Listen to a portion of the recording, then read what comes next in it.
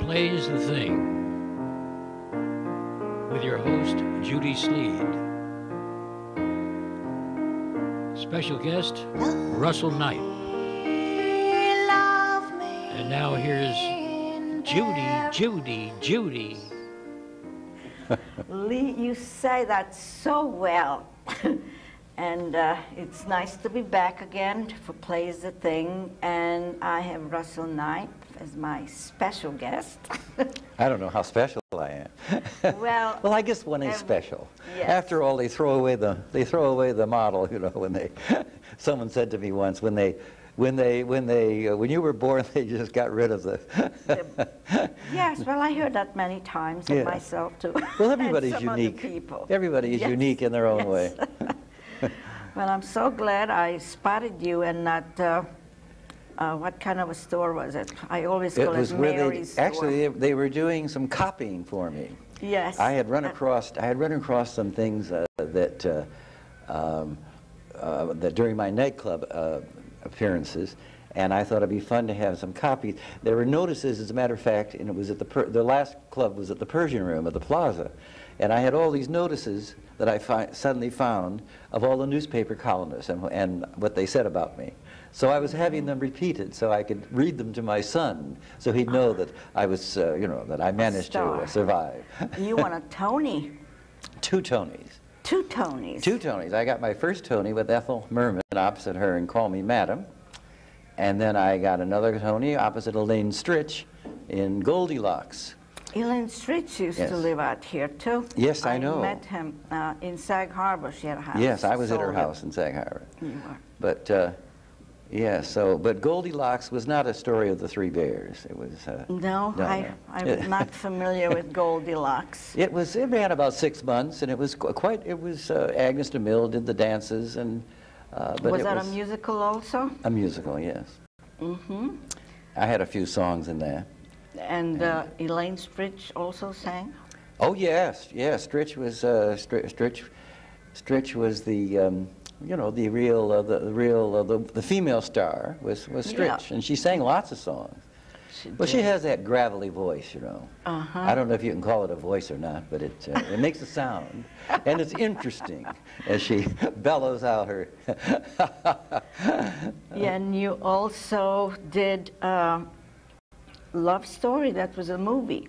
Well, yes. It's funny because I did a number of movies. As a matter of fact, I never liked making movies, and so I never really moved to California, which is really necessary if you want to do a lot of movies. Mm-hmm. But Love Story, all of a sudden, all those years ago, they called and asked me if I'd play a little scene, the Dean of Harvard, who turns down Ryan O'Neal's scholarship. And that darn thing was 1970 I shot that, and I'm still getting residuals. I think last month I still got a residual from Love Story. Not much. Well, everything. Not much of a residual, but anyway. The other play, Private Lives? Elaine Stritch and I did Private Lives together. Oh, that's the one. Goldilocks and Private Lives? Oh, I've done lots of things with Elaine. Oh yes. Private Lives, she and I co-starred in that. Not lots of things. You didn't get married. Never got married. Not to her. I've been married for 52 years and have 3 children. No longer children. They're much older. They're much older than I am now. Because, did they go into your field? No. None of my field. Feel like it. They didn't think it was so great. Well, maybe, I don't know. Maybe they just didn't think they had enough talent when they looked at their father. I don't know why they didn't, but none of the 3 of them really were bitten by show business. And I read in your resume that you had something to do with the Lucille Lortel Foundation. Ah, Lucille. Well, I did, actually, I knew Lucille very well. I know. I knew her too. I met her several times. And I did a show for her one time out in her house out there. She had a lovely, charming theater. Yes, and she talked people into coming out and performing. Mm-hmm. And I did it once for Lucille. But that's where Elaine and I did Private Lives, was in Lucille's theater down there, the Theater de Lys. Yes. And it was fun. I love Noel Coward's writings and his humor. Yes. And I was very fond of Noel Coward, as a matter of fact. I knew him quite well. And he, several times I was at parties and things where he'd play the piano and I'd sing. So Coward and I'd get together and perform, which was fun. Impromptu. Always impromptu. Yeah, Yeah, that's the best way. Oh yes, yes. It's. So what else did you do all these years? I mean, I'm sure you have sang that Just in Love like a million times. Oh every yes. Well, I place. did a lot of other things too. As a matter of fact, my first Broadway show, which I've always been very proud of, I had the juvenile lead in a show called Regina, which was the musical version of The Little Foxes. Oh. And I played the lead in that, Leo Hubbard. And that was my first Broadway show, and a very dignified, Cheryl Crawford produced it, who produced Brigadoon and a lot of other things. And that was my first Broadway show. And if I hadn't gotten the first Broadway show, I probably never would have gotten another one, because it's the first one that it's difficult to get, because the producer doesn't know whether they can gamble on whether you can perform for a long period of time. You know, a lot of amateurs can be pretty good for one night or two nights, but they don't have the capacity to recreate the character every night and twice a day on matinee days, and they don't have don't have the quality of doing it for the first time. And so Regina ran for 6 weeks, and I got very good notices in it, as a matter of fact. As a matter of fact, it's the first celebrity I ever met was when I was in Regina. I was coming down from my dressing room, and Noel Coward came by and saw me, and he reached up his hand and he said, "Dear boy, tonight you played one of the most difficult roles in the theater, and you did it brilliantly, brilliantly." That wasn't bad from Noel Coward, from your first show. Oh, that was wonderful. But that was before Call Me Madam. But I think one of the reasons that I got Call Me Madam was because although Regina only ran for 6 weeks, it was a very dignified show, and everybody saw it. Dick Rogers and Hammerstein and Irving Berlin and Cole Porter, everybody saw the show. And so they suddenly knew that I existed. And so when I auditioned for Call Me Madam, they knew that I could recreate a role 8 times a week. So that was good. They made the right choice. And on the playbill, there's a picture of you with Ethel Merman. And I believe, there it is, look at that famous That's picture. what we looked like in those days. You want to know something? I have that playbill still. Uh-huh. I have that and several other, all the shows that I had seen, I have all those playbills in a big stack of Well, them. Ethel was a great, wonderful performer, and I adored working with her. Very and energetic. We knew each and other. That voice. Yes, it came booming out. But strangely enough, when we sang the duet, they could hear me just as clearly as they could hear her. They did, but you had to, otherwise you can't sing with her. And there weren't microphones in those days. Really? Oh, no, we didn't have microphones. On no, stage? You just sang, "I hear singing," and then it went out there. No microphones. No, that's one of the reasons I don't go to the theater very often anymore. I really hate all those voices that are all on all those microphones. Oh, they're It too ruins loud. it. Yes. Ruins it for me. That natural voice is what's important, that clear voice. And when you just got a microphone buried someplace in you, and you don't have to know to sing at all, you're going to have to sing. And part of the electricity of the theater is the quality of hitting that last row without a microphone. Yeah, I agree with you that everything is very loud. I can't even hear what they're saying or what they're singing. It's just so loud. Ethel used to, she visited me many times. We know each other. She'd come up and visit us in Kennebunkport, Maine, where I bought a house about 50 years ago. And Ethel would come up for a week or two every summer. And my wife would sort of gasp and say, well, although we liked her, we were very fond of Ethel, but she was rather difficult to put up with for 2 weeks. I mean, when you have to entertain someone, and she... For 2 weeks is a long time. That's true. Yes, you should have put up a sign. And then she and I did Hello, Dolly together on Broadway, too. Yes. For 8 months, we did the final thing. Hello, Dolly was written for Ethel Merman, but she turned it down because she had just finished Gypsy, and she said, I don't want to do another show. So she turned it down. So one evening, my wife and I were having dinner with her, after Dolly had run for a long time. She said, David Merrick's on the phone today, wants me to take over that tired old show, Hello, Dolly. She said, no, you know, I turned it down originally. So I said, well, Ethel, why don't you, just for the fun of it, take it over for a few months to prove, so that you can show them how it should have been played in the first place. And if you do, I said, I'll play Cornelius. Well, the next morning, Cornelius is the young man who goes to New York, the 35-year-old virgin who's never kissed a girl. And his wonderful opening song is, out there's a world outside of Yonkers, way out there beyond this hick town, Barnaby. Anyway, we had a wonderful time, and we had such a good time, actually, that we stayed. We ran it for 8 months instead of 3. She only had agreed to 3, but we had such a good time, and so then we closed it.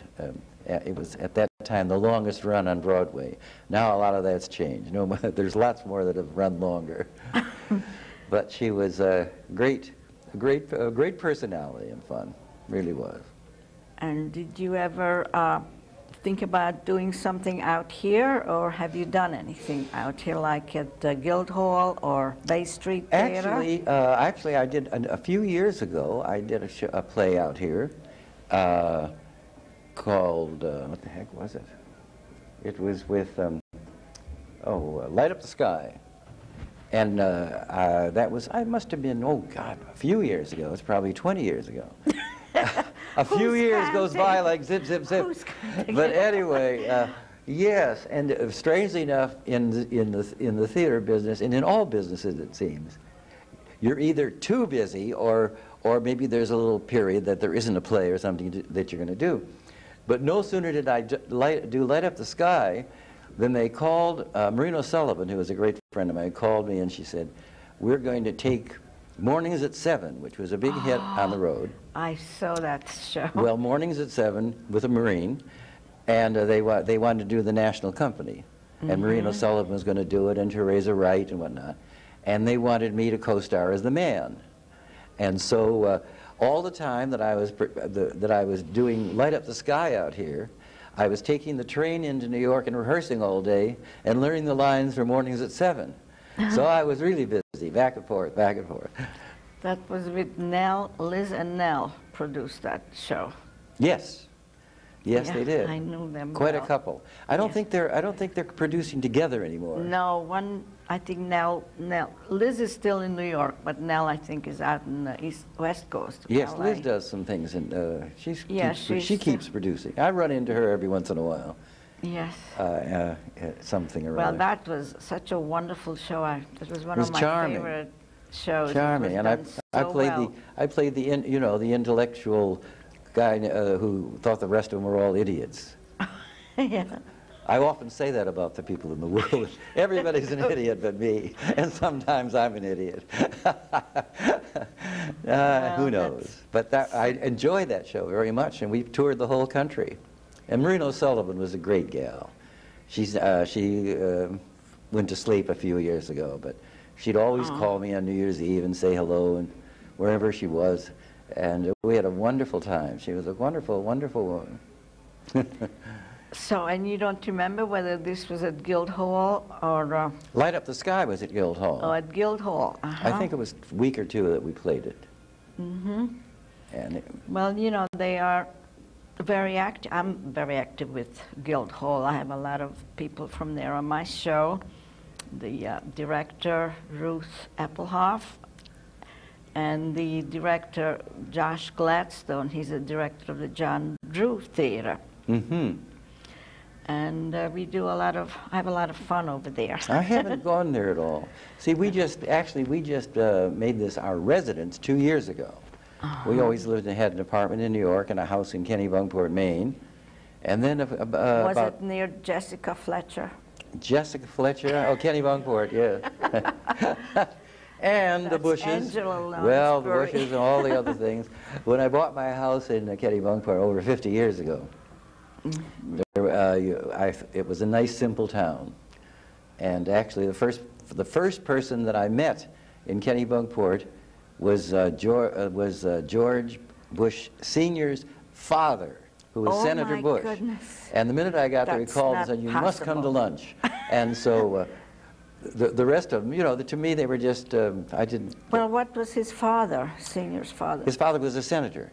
Oh, Prescott Bush. He was a senator when I met him. I see. But they always had a house up there, the family. I see. And so I enjoyed Kennebunkport. But meanwhile, we've always had an apartment in New York. And then about 8 or 9 years ago, fortunately, I came out here. And I wanted a weekend place for my son and his little daughter to come to. And I bought this house. And it was just the time to buy it. By gosh, what's happened since then? Oh, yes. I bought it just at the right time. And we've enjoyed it so. And then so two years ago, I said, oh, I'm getting tired of all this Manhattan stuff. So where are you from, Russell? Originally, I'm from Illinois. Illinois. And Yes, when did I went you... to Lake Forest College in Illinois and graduated from Lake Forest. And all of my professors said, what do you mean you're going into the theater? Anybody that looks like you can't go into the theater. I had the glasses and the glasses and the buck teeth, and then I had them all straightened. But they didn't realize that the reason that I, when I got to New York, that I managed to be a success was that I was the only person who looked the way I looked. The rest of them were all trying to be so glamorous, you know. I see. And as a matter of fact, when I first got to New York, I went and bought contact lenses because I thought I couldn't get in the theater if I wore glasses. And I always wear glasses. I never could see. And so I bought contact lenses, and I'd go to auditions with the contact lenses on. And as a matter of fact, I went to the audition for Call Me Madam with the contact lenses. And then one day, my eyes were tired, and I put the glasses on, and Russell Crouse came up to me, and he said, we like you with the glasses. They give you character. And I thought, oh yeah, they give me character. My God, I wanted to be without glasses all my life, you know. In the Midwest, they used to call, oh, 4 eyes, and all these things you hear. But anyway, we got to New Haven, and just before we were opening You Call Me Madam, George Abbott, who was directing it, came to me and he said, now Russell, he said, the only way we can tell you from the Yale boys is by the length of your hair. I want you to go and have it all cut off, crew cut. So I did. The hair flew down, you know. And so when I opening night in New Haven, the first time we ever played Call Me Madam, I stood there in my glasses and my crew cut and my Ivy League suit, and I thought, oh my God, I look like every blind date they've ever had. They're going to hate me. Well, they didn't hate me. No. As it turned out, when I finished singing It's a Lovely Day Today, da-da, to My Little Princess, stopped the show cold. Really? They wouldn't stop It's it. a cute And I had to come song. back and take a bow. And a couple days later, Irving Berlin came up to me and he said, you still stopping the show? And I said, well, Irving, they're still applauding. So the next morning, the phone rang in my room at the Taft Hotel in New Haven. And it was Irving Berlin on the phone. And he said, Russell, I've just written a song for you. Come down and hear it. So down I went. And he greeted me at the door. He still had his pajamas on as if he'd been working all night on this song. And Helmy Cressa, the pianist, was in the background. And Irving said, now, he said, I'll sing it first. And he said, then you sing the first part, and I'll sing the second part, and we sing it together. So that's where I first heard the song, I hear singing and there's no one there. I smell blossoms and the trees are bare. Oh, when we finished, Irving said, now don't tell Ethel that you heard it before she did. Oh, because so I heard you mean it this was that not early. written in the beginning. This was just afterwards. This was written in the middle of it, especially for me. for you. Because I stopped the show in New Haven with It's a Lovely Day. And so I never told Ethel I heard it before her. And that afternoon, we all got together in the suite there. And it was all George Abbott, Irving Berlin, and all, and they played it. Irving then, he didn't let me sing it with him. He sang it. And Ethel said, we'll never get off the stage. And she was right, because opening night in Boston at the Shubert Theater, which was the first time we ever sang it, because it was put in then. We were standing in the wing, she and I, and we didn't even know the lyrics practically. And she was going, and I was going, oh, here's. Anyway, we got on the stage, we did our scene, and we sang that duet, and they would not stop applauding. We had 7 encores. They just wouldn't stop. And finally, Ethel said, no more. That's the only way we can stop. It was such a smash hit, and such a great, great quality. It was just it just was amazing what it did. It is. It's a wonderful. It's one of my favorite songs, and little things that I did in the neighborhoods. Oh yes. We sang this. I sang it with another lady, and one of the funniest things was we invited one gentleman, and there were like 20 ladies. So he comes in, and we all singing this, and says, nobody would ever believe me where I was this afternoon. One guy with 20 ladies, and we singing this song. It's yes, a wonderful song. I think it's. I can't think of any.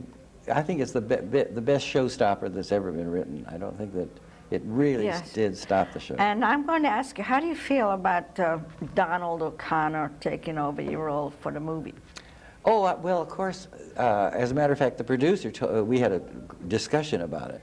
And Donald had just made a big success in Singing in the Rain. Oh, yes. And the director said, you know, he apologized to me. I was at El Morocco, as a matter of fact, one night, a famous club in New York that everybody went to. And the director came up to me, he said, Russell, it is just so awful that you're not playing it. He said, if Lana Turner or Betty, or someone, a Hollywood star had played Ethel's part, then you would have played your part. But he said Daryl Zanuck, who was the head of the studio, he wouldn't gamble on 2 Broadway people. And so, because Ethel was Broadway, Donald was very hot. And he was totally wrong for the part, and he told me so. The first time I said Donald, he found me. Oh, he said I was totally wrong. Well, he was totally wrong. He's sort of a brash sort of person. And I was a very elegant Harvard type, you know. He played it differently. Wasn't right at all. But anyway, I guess he's still around, isn't he? Donald's still alive? I don't know. I don't know. Everybody's dying off. Everybody's dead but me. But I'm not planning to die for quite a while. No, I'm not either. As a matter of fact, I just went to the doctor here and had my yearly thing. Yes. Last week, and he called me yesterday, and he said, "You're absolutely perfect." He said, "There's nothing, absolutely nothing wrong with you. I don't take a pill at all. Just vodka at 5 o'clock. But I don't take an aspirin." AM or PM? PM. Yes. I don't have anything during the day. Yeah. The way I'm carrying on here, you might think I've had something, but I haven't. No. No, and he's just said there's no. He said everything about it. There's nothing. See, that's nothing for me to because you take. kept on singing all the time. It keeps you young. Well, as a matter of fact, I go into Manhattan even now once a week, take the jitney in, because I used to drive all the time, but it's too boring. And I hire the same man who played many of my shows. I hire him for an hour every week, and we do my whole show as if I'm opening at a nightclub tomorrow. I could open at the Carlisle or someplace in 2 weeks and I have the whole show. I just sing. I just love to get up and sing. That's great. So who knows? People love to hear you sing. You still have a wonderful voice. It's very good. I think it's just as good or better than it was, because as you grow older, you have a certain maturity. As long as you can keep the notes going, and they're the right, you know, as long as you sing. What's your range, would you say? Oh, I'm a lyric baritone, really. But that's over an octave? Usually like a G, high F, high F or something. Oh, because I lost my voice. I used to be able to sing, and I can't even sing an octave. Isn't that interesting? Well, of course, they said to me, well, you used your voice properly, and that's why it's still good. Because it's really just as good as it ever was, if not better. I bet you never smoked. I smoked 3 packs a day or 2 packs a day for 20 years or more. While you were singing? Yes, I gave it up about 15 years ago. I just said one day, that's it. Oh my gosh. No more. Well, And good. I enjoyed smoking, so I really enjoyed too, it. But now I can't stand the smell of it. Oh, I love the smell of it. Ugh. Oh, I don't, if people come into my home and they worry about smoking, I say, oh, come ahead, go ahead and smoke, do anything you want. Well, we come to a special feature of this show, a trivia question. Oh, yes? And people will write in if they could recognize whoever that's it over there. Don't say who it is. And identify that person and write in, and then I may pick your name up. You never know. It could be you being next to me. I'm not telling you who it is.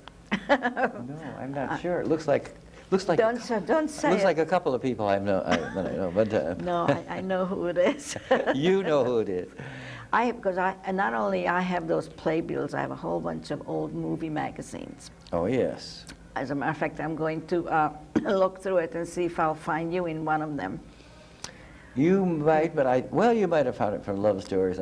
As I say, I never really wanted to stay out there because I always loved the theater so much. Although I did do enough, you had to do 10 years of movies of a certain figure in order to get a pension. And I have a pension from Screen Actors Guild, so I was in over 10 years of movies in some kind. Well, you sure were. But anyway, nice. We made a great. You gave us a lot of good times and nice memories, and you're still doing it. And yeah. I wouldn't be surprised. I'm going to try and write a play for you. Oh, I'm not. No, I'm not interested going to do that. No, I don't. Well, okay, so it's time to say goodbye. My gosh, this time has gone very quickly. Yes, and I always wave to the people. Bye. Goodbye See or you. hello, whichever you prefer. Au revoir. Au revoir. Au revoir. Yes. So these playbills and movie magazines, do you have any old ones? But I probably do in the barn. I'm sure I do. I have a big barn in Maine with my house, a huge barn. When I said Jessica Fletcher, that's from a TV series. Yes, I guest starred on it. No, I guest starred on it. With With Angela.